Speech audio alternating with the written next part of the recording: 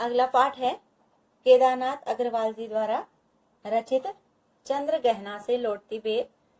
केदारनाथ अग्रवाल जी का जीवन परिचय। केदारनाथ अग्रवाल जी का जन्म उत्तर प्रदेश के बांदा जिले के कमासिन गांव में सन 1911 में हुआ। उनकी शिक्षा इलाहाबाद और आगरा विश्वविद्यालय से हुई। केदारनाथ अग्रवाल पेशे से वकील रहे हैं। उनका तत्कालीन साहित्यिक आंदोलनों से गहरा जुड़ाव रहा। सन 2000 में उनका देहांत हो गया, उनकी मृत्यु हो गई। नील के बादल, युग के गंगा, फूल नहीं रंग बोलते हैं, आग का आईना, पंख और पतवार, हे मेरी तुम मार प्यार की थापें और कहे केदार खरी खरी उनकी प्रमुख काव्य कृतियां हैं। उन्हें सोवियत लैंड नेहरू पुरस्कार और साहित्य अकादमी पुरस्कार से सम्मानित किया गया। केदारनाथ अग्रवाल प्रगतिवादी धारा के प्रमुख कवि माने जाते हैं। जन सामान्य का संघर्ष और प्रकृति सौंदर्य उनकी कविताओं का मुख्य प्रतिपाद है, मुख्य विषय रहा है उनका। उनके यहाँ प्रकृति का यथार्थवादी रूप व्यक्त हुआ है, जिसमें शब्दों का सौंदर्य, ध्वनियों की धारा है और है स्थापत्य की कला, स्थिरता, संगीतात्मकता उनके काव्य की एक अन्यतम विशेषता है। संगीत के माध्यम से उसको गा सकते हैं। बुंदेलखंडी समाज का दैनंदिन जीवन अपने खुलेपन और उमंग के साथ उनके काव्य में अभिव्यक्त हुआ है। केदार कविता की भाषा को लोक भाषा के निकट लाते हैं और ग्रामीण जीवन से जुड़े बिंबों को आत्मीयता के साथ प्रस्तुत करते हैं। प्रस्तुत कविता में अग्रवाल जी ने कवि का प्रकृति के प्रति गहन अनुराग व्यक्त हुआ है। वह चंद्र गहना नामक स्थान से लौट आया है, वहां से घूम करके वो आगे हैं और लौटते हुए उनके किसान मन को खेत खलिहान एवं उनका प्राकृतिक परिवेश सहज आकर्षित कर लेता है, प्रकृति अपनी ओर खींच लेती है।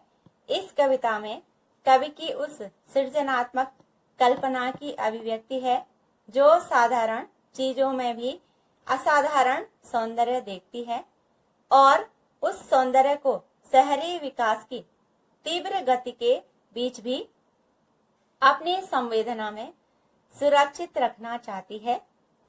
यहाँ प्रकृति और संस्कृति की एकता व्यक्त हुई है। अब केदारनाथ अग्रवाल जी की जो काव्य कृति है, पाठ का नाम है, वो है चंद्र गहना से लौटती बेर। चंद्र गहना नामक गांव है और इसमें कवि ने प्रकृति सौंदर्य की अनूठी रचना की है।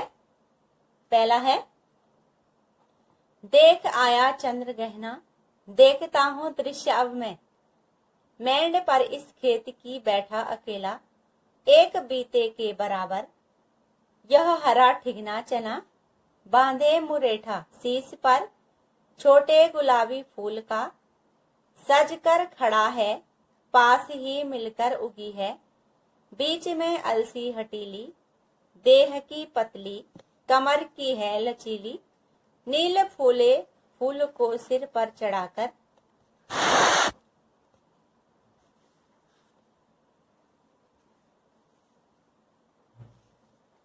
कह रही है जो छुए यह, दो हृदय का दान उसको। कविता का नाम हो गया चंद्र गहना से लौटती बेर। कवि का नाम हो गया केदारनाथ अग्रवाल। कवि कहते हैं कि मैं चंद्र गहना नामक गांव को देख करके लौट आया हूं। अब मैं गांव में प्रकृति का जो सौंदर्य है उसको निहारने के लिए मेंढ पर, जो खेत का किनारा होता है, उस पर अकेला बैठा हुआ हूं। यह दृश्य देख रहा हूं मेरे सामने ही एक बालिस्त के बराबर, अर्थात अत्यंत छोटा अंगूठे के बराबर, थिगना अत्यधिक छोटा चने का पौधा उग आया है और चना रूप रंग में हरा और कद में ठिगना है अर्थात छोटा है। उसके ऊपरी भाग पर गुलाबी रंग का फूल है। वह सिर पर कुछ इस तरह सुशोभित हो रहा है मानो चने महोदय ने ब्याह रचाने के लिए सिर पर गुलाबी रंग की पगड़ी बांध रखी हो और उसके समीप में ही, उसके बराबर ही अलसी का पौधा भी हठ पूर्वक के जबरदस्ती उग आया है और उसने चने के बीच में हठ पूर्वक उग करके, कभी कहते हैं कि कवि ने इसलिए उसको हठीली कहा है, हठ पूर्वक चने के खेत के बीच में वह उगाई है, उसके समीप उगाई है और वह शरीर की दुबली और पतली है। देह माने शरीर, उसका शरीर अत्यंत दुबला पतला है और उसकी कमर लचकदार है और नील फूले फूल को सिर पर चढ़ाकर और उसके ऊपरी भाग पर नीले रंग का फूल खिल आया है और मानो वह अपनी मौन भाषा में कह रही हो कि यदि कोई मुझे प्यार से छुए, कह रही है जो छुए। अपनी मौन भाषा में वह अलसी का पौधा कह रहा है कि जो कोई भी मुझे प्यार से छुए, मैं अपना प्रेम भरा हृदय उसको समर्पित कर दूं, अपना प्रेम भरा हृदय उसको दान में दे दूं। अब इसके शब्द अर्थ हैं। बीते माने एक अंगूठे के सिर से लेकर जो सबसे छोटी हमारी उंगली होती है कनिष्का, उसके नाप का बालिस्त माने छोटा पौधा उगाया है। ठिगना माने छोटे कद का, मुरेठा माने पगड़ी चने महोदय के जो सिर पे है और अलसी एक पौधा जिस पर नीले रंग का फूल उगा हुआ रहता है और जिसके बीजों से तेल निकलता है। हठीली माने बड़ी ही जिद्दी, लचीली माने लचकदार, देह उसका शरीर हो गया।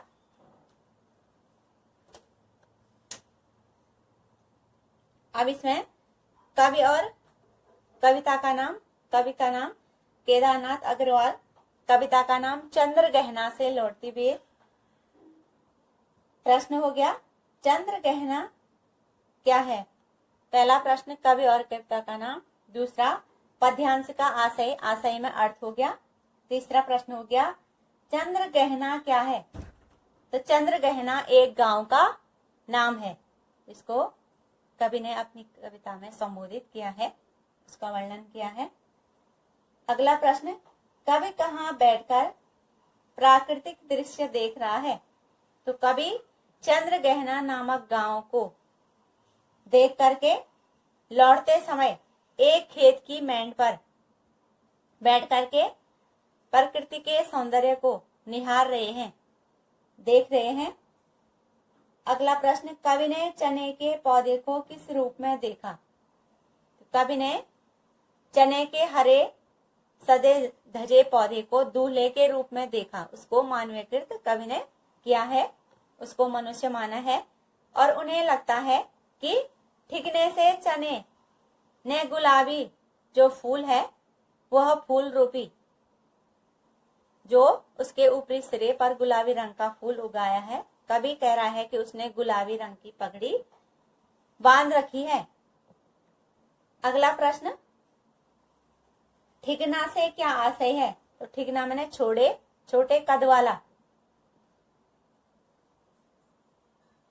मुरेठी, चने ने किस चीज का मुरेठा बांध रखा है? तो मुरेठा मैंने पगड़ी हो गया तो चने ने गुलाबी रंग का मुरेठा पगड़ी बांध रखी है। अब इसका हो गया भाव सौंदर्य।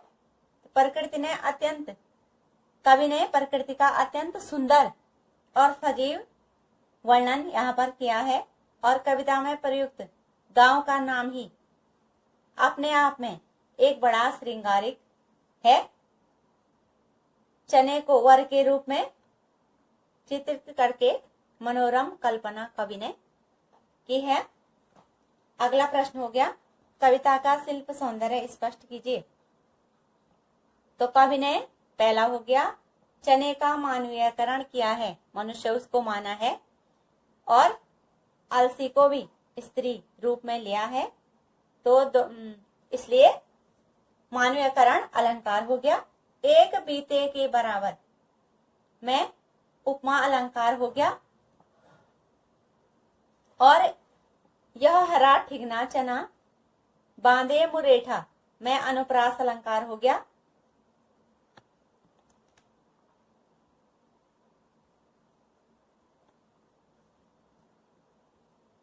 फिर कमर की नील फूले फूल कह रही हूं, दो हृदय का दान आदि में अनुप्रास अलंकार हो गया।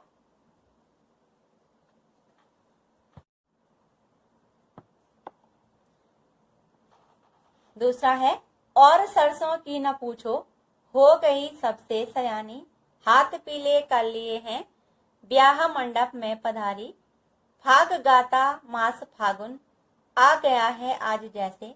अब इसके शब्दार्थ हो गए, सयानी में समझदार जवान, विवाह योग्य, हाथ पीले करना विवाह करना मुहावरे का प्रयोग कवि ने किया है।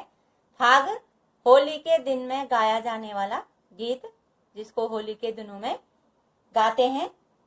अब इसका आशय अर्थ हो गया, कवि कहते हैं कि सरसों के रूप सौंदर्य के बारे में मत पूछिए, सब और उसका पीला और चटकीला रंग छाया हुआ है, उसका ऐसा मनमोहक रूप लग रहा है, मानो उसे देखकर ऐसा लगता है कोई विवाह योग्य कन्या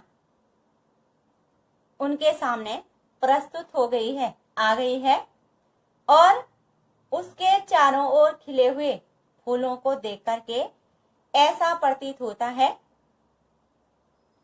मानो उसने विवाह के अवसर पर पहनने योग्य वस्त्र पहन लिए हों और पूरी साज सज्जा के साथ, पूरी सज संवर करके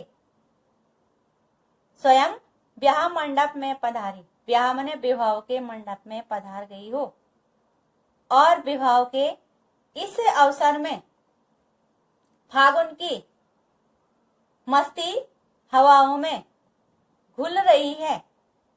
ऐसा लगता है जैसे मानो फागुन का महीना स्वयं फाग के गीत गाने चला आया हो। दूसरा प्रश्न हो गया, सरसों को सयानी कहने का आशय स्पष्ट कीजिए।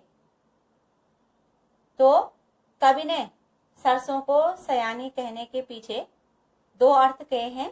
पहला, फसल पक करके तैयार हो गई है, अर्थात काटने योग्य हो गई है, और दूसरा हो गया उसके पीले फूलों की शोभा सब ओर फैल गई है, इसलिए कवि ने उसको सयानी कहा है। अगला प्रश्न, कवि ने पद्यांश में विवाह का वातावरण कैसे निर्मित किया है। तो कवि ने विवाह का वातावरण निर्मित करने के लिए 4 क्रियाएं दिखलाई हैं, जो विवाह में सब जगह दिखाई देती हैं। पहला है लड़की का सयानी होना, समझदार होना। दूसरा, हाथ पीले करना। तीसरा हो गया विवाह मंडप रचाना, और चौथा हो गया शादी विवाह के गीत। ये 4 चीजें कवि ने ब्याह के वातावरण की यहाँ पर रखी हैं। अगला प्रश्न हो गया, हाथ पीले करने के 2 अर्थ हैं, इनको स्पष्ट कीजिए। तो पहला अर्थ हो गया पीले फूल खिल उठे हैं जो सरसों के हैं। और दूसरा हो गया विभव रचा लिया है, सरसों ने विभव रचाने के लिए हाथ पीले कर लिए हैं। अगला प्रश्न हो गया कविता का शिल्प सौंदर्य स्पष्ट कीजिए। तो शिल्प सौंदर्य में पहला हो गया और सरसों की न पूछो। कवि ने प्रकृति का अनुपम सौंदर्य यहाँ पर अभिव्यक्त किया है। और सरसों और फागुन का मास मानवीयकरण कवि ने इनका किया है, इसलिए मानवीयकरण अलंकार हो गया। इसको मनुष्य मान करके संबोधित किया है, इसलिए मानवीयकरण अलंकार इसमें हो गया। और हाथ पीले कर लिए हैं, इसके दो अर्थ हो गए, इसलिए श्लेष अलंकार हो गया। पहला हो गया पीले फूल खिल उठे हैं, दूसरा विभव हो गया है, दो अर्थ हो गए, इसलिए श्लेष अलंकार हो गया। और फाग गाता मास फागुन आ गया है आज जैसे, मैं उत्प्रेक्षा अलंकार हो गया। और सबसे सयानी मंडप में पधारी, फाग गाता मास फागुन आ गया है। एक वर्ण की आवृत्ति एक से अधिक बार हुई है, इसलिए अनुप्रास अलंकार हो गया। और इसको संगीत के माध्यम से लय के साथ गा सकते हैं, इसलिए संगीतात्मकता इसमें विराजमान है।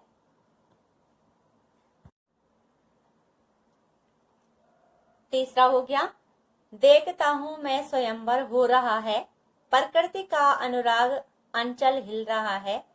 इस विजन में दूर व्यापारिक नगर से प्रेम की प्रिय भूमि उपजाऊ अधिक है।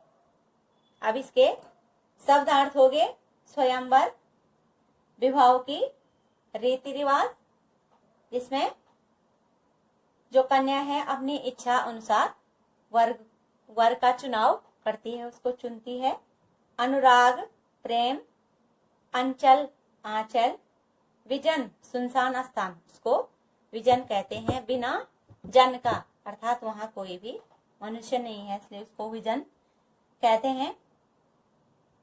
आशय हो गया, अर्थ हो गया। कवि केदारनाथ अग्रवाल जी कहते हैं कि आज प्रकृति इतनी प्रसन्न है मानो वह स्वयंवर के लिए तैयार खड़ी है। और मैं प्रकृति के सौंदर्य को देख रहा हूं और सोचता हूं कि नगर के चहल पहल, भीड़ भाड़ और शोर भरे जीवन में कितना स्वार्थ है। लोग पारस्परिक प्रेम, लोगों में जो आपसी प्रेम है उसका कितना अभाव है। और नगरों में रहने वाले लोग न केवल स्वार्थ केंद्रित हैं, अपितु वे अपने ही हृदय में छिपे हुए प्रेम भाव को नहीं देख पाते हैं और वे प्रेम रस से वंचित हैं। और ग्रामीण सौंदर्य की तुलना नगरीय सौंदर्य से करते हुए कवि कहते हैं कि यहाँ की एकांत और शांत प्रकृति में कितना अधिक सौंदर्य और आकर्षण है। यहाँ हवा से हिलते हुए ये पौधे मानो आंचल रूपी हाथ हिला हिला करके, अंचल हिल रहा है, अपना आंचल रूपी हाथ हिला हिला करके अपने हृदय का प्रेम प्रकट कर रहे हैं। इस प्रकार हमारे मन को वो बर्बस्ता पूर्वक अपनी ओर खींच रहे हैं। कवि कहते हैं कि व्यापारिक नगरों के वातावरण की अपेक्षा, जो शहरों का वातावरण है उसकी अपेक्षा प्राकृतिक वातावरण में मानव हृदय के सुप्त अवस्था में पड़े हुए प्रेम भाव को जागृत करने की क्षमता अधिक होती है।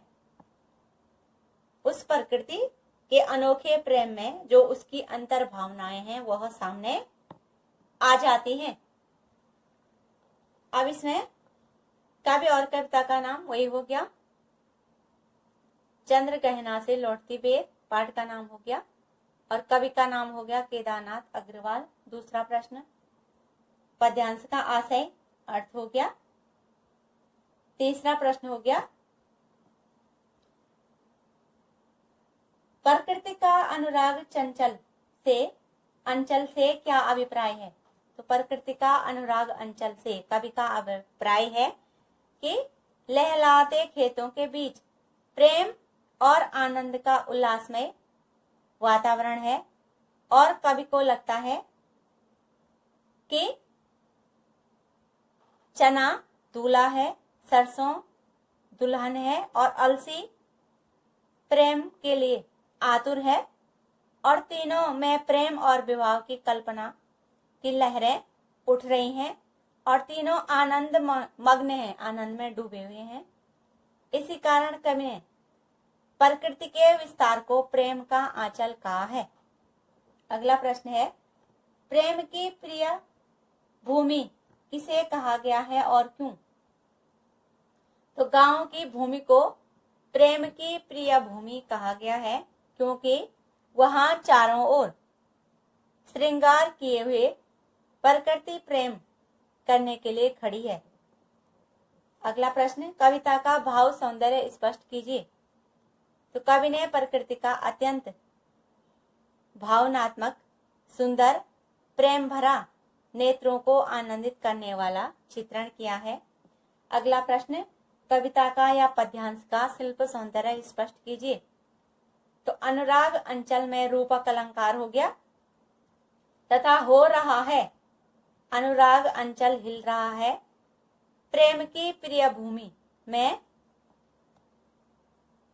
एक वर्ण की आवृत्ति एक से अधिक बार हुई है, र, ह, अ और प वर्ण की आवृत्ति एक से अधिक बार हुई है, इसलिए अनुप्रास अलंकार हो गया। तथा प्रकृति का मानवीयकरण किया गया है, इसलिए मानवीयकरण अलंकार हो गया।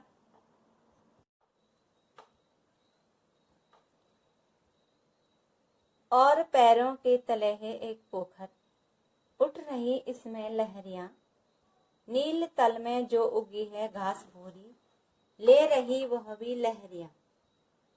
एक चांदी का बड़ा सा गोल खंबा, आंख को है चकमकाता, हैं कई पत्थर किनारे, पी रहे चुपचाप पानी, प्यास जाने कब बुझेगी। अब इसके शब्दार्थ हो गए, पोखर मने तालाब, तले मने उसके नीचे, चकमकाता चमक छोड़ता। कवि कहते हैं कि मैं जिस स्थान पर बैठा हूं उसके ठीक नीचे, मेरे पैरों के ठीक नीचे की ओर एक छोटा कच्चा सा तालाब है, और हवा के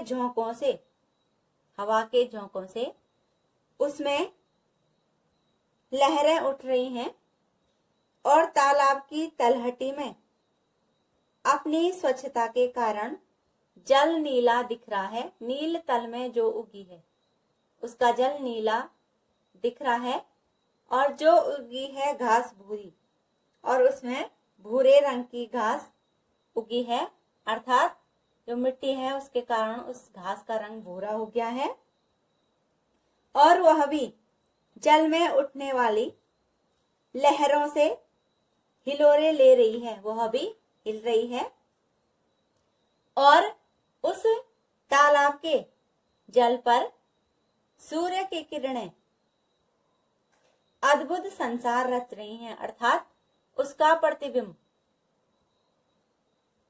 उस तालाब पर पड़ रहा है, और उसका प्रतिबिंब पड़ने से उसके आकार लंबा है, और रंग सफेद होने के कारण ऐसा लग रहा है मानो चांदी का एक बड़ा सा गोल खंबा हो। एक चांदी का बड़ा सा गोल खंबा, उसको देख करके ऐसा प्रतीत हो रहा है मानो चांदी का एक गोल खंबा खड़ा हो। पानी में वह इतना अधिक चमक रहा है कि उसकी ओर देखने से आंखें कौंधिया रही हैं। और उस पोखर के किनारे कई पत्थर पड़े हैं और उन पत्थरों को देख करके ऐसा लग रहा है मानो उसके किनारे वे चुपचाप पानी पी रहे हैं और मानो ये पत्थर न जाने कब से प्यासे हैं और पोखर का पानी पीने के लिए, उस तालाब का पानी पीने के लिए वहां पर आए हुए हैं।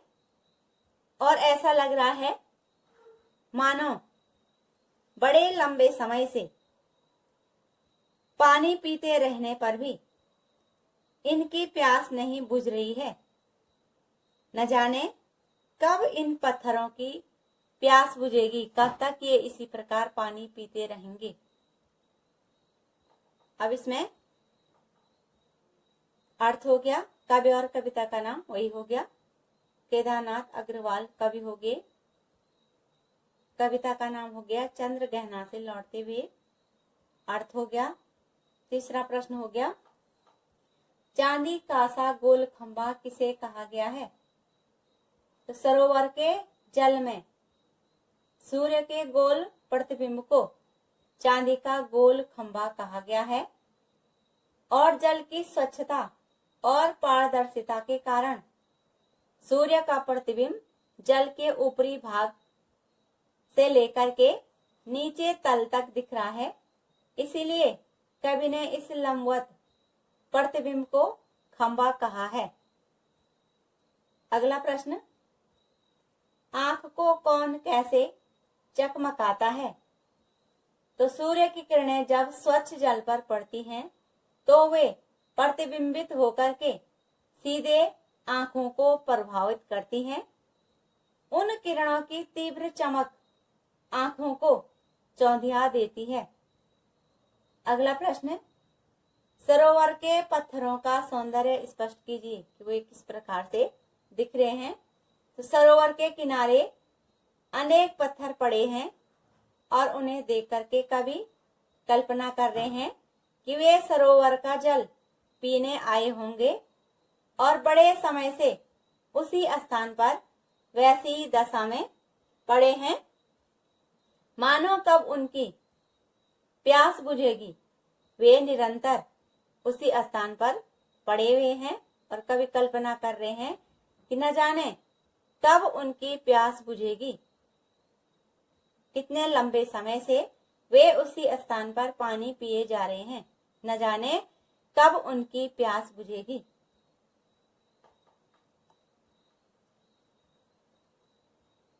अब इसमें हो गया कविता का शिल्प सौंदर्य लिखिए।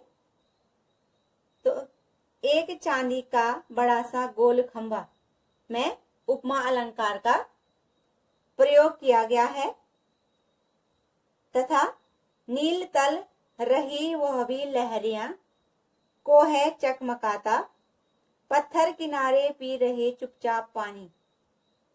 इसमें अनुप्रास अलंकार हो गया तथा प्यास जाने कब बुझेगी, मैं कभी प्रश्न पूछ रहे हैं इसलिए प्रश्न अलंकार हो गया।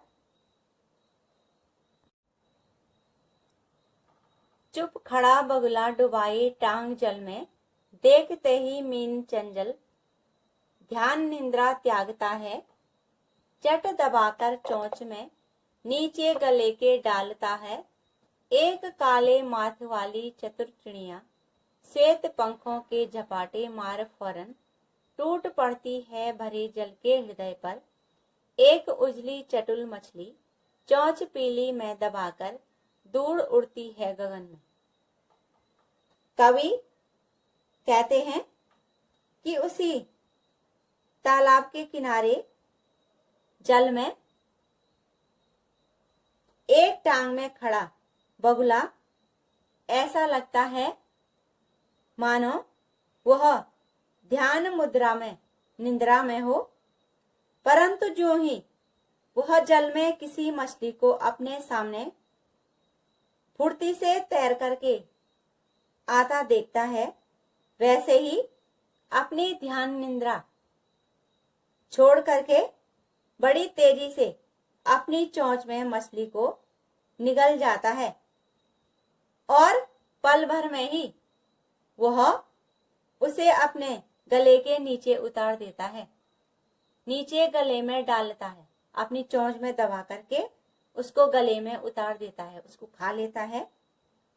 और तालाब के किनारे बैठे कवि कहते हैं कि पोखर के जल के ऊपर एक चिड़िया उड़ रही है, एक काले माथ वाली चतुर चिड़िया उड़ रही है और उसका माथा काले रंग का है। यह चिड़िया मछलियों का शिकार करने में बड़ी चतुर है। जब यह आकाश में उड़ती है और जल के अंदर तैरती कोई मछली उस चिड़िया को दिख जाती है, तब वह बड़ी तीव्रता से, बड़ी फुर्ती से सफेद पंखों की सहायता से तेज झपाटे मार करके उस पर झपट करके जल के अंदर अपनी चोंच घुमा करके उसे तुरंत ही पकड़ लेती है और फिर अपनी पीली चोंच में उस मछली को दबा करके दूर आसमान में उड़ जाती है। अब इसके शब्दार्थ हैं, मीन मने मछली, चंचल फुर्तीली, ध्यान निंद्रा ध्यान रूपी नींद, चट तुरंत शीघ्र ही, श्वेत मने सफेद उज्जवल, माथ मस्तक, झपाटे झपटे, जल के हृदय पर पानी की सतह पर नीचे जहां मछली तैर रही है, उजली चमकदार, चटुल चतुर, गगन आसमान। ये कविता का आशय हो गया, अर्थ हो गया। अगला प्रश्न है, ध्यान निंद्रा में निहित व्यंग्य स्पष्ट कीजिए।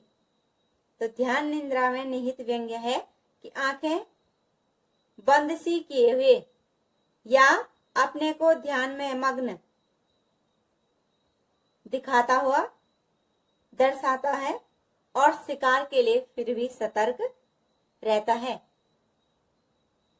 अगला प्रश्न, गले के नीचे डालने से क्या आशय है। तो गले के नीचे डालने से आशय है उसको निगलना, उस पर टूट पड़ना, उसको खा जाना। अगला प्रश्न है, चटुल विशेषण का अर्थ स्पष्ट कीजिए। तो चटुल का अर्थ है बहुत चुस्त, फुर्तीला या चतुर। अगला प्रश्न, बगुला क्या देखकर ध्यान निंद्रा त्याग देता है। तो बगुला सरोवर में तैरती मछली को देख करके अपनी ध्यान निंद्रा त्याग देता है।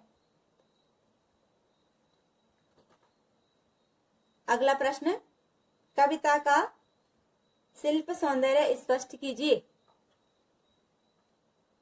तो ध्यान निंद्रा, चतुर चिड़िया और एक काले मार फौरन उजली चटुल मछली में अनुप्रास अलंकार हो गया। और चुप, चट, झपाटे, फौरन, चटुल आदि कविता को ये शब्द हैं, शक्ति प्रदान करते हैं। शैली में संक्षिप्तता है और बड़ा ही आकर्षक ढंग से कवि ने इसको प्रस्तुत किया है।